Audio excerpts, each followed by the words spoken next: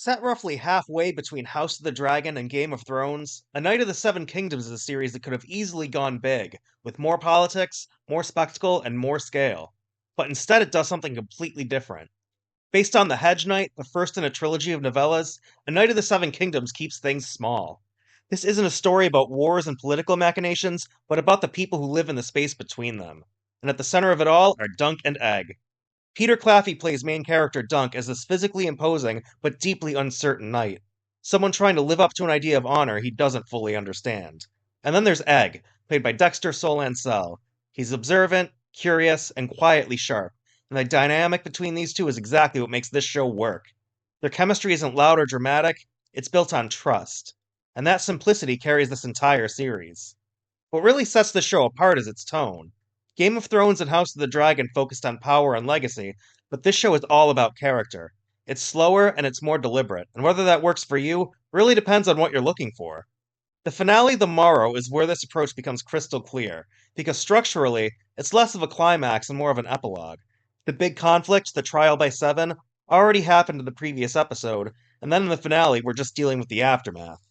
Checking in with these characters, seeing how they've changed, and letting the story breathe before it comes back for its next season. You see the ripple effects of what happened.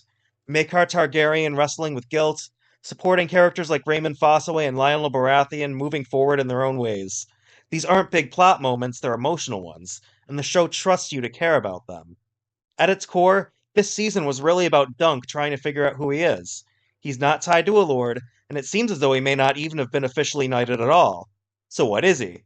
There's this great moment where he nails a coin to a tree in honor of Sir Arlen Pennytree before setting off on a new journey with Egg. It's a small moment, but it says everything about Dunk's journey this season. By the end of the season, A Knight of the Seven Kingdoms doesn't give you closure, it gives you something else possibility. Dunk and Egg ride off with no clear destination, just the road ahead. And that's kind of the point. Because this season wasn't a story about where things end, it's about who these characters are becoming along the way. And in a franchise built on drama and spectacle, this quiet approach feels surprisingly refreshing. So, what about you guys? Did you like the quieter, more character driven approach of this series? Are you looking forward to seeing the story of the second and third novellas unfold on screen in the next two seasons, and how the eventual end of the show will ultimately set up the beginning of Game of Thrones? Let me know in the comments, and if you enjoyed this review, subscribe to Fandom Frontline for more deep dives into film, TV, gaming, and all of the stories that shape our fandom.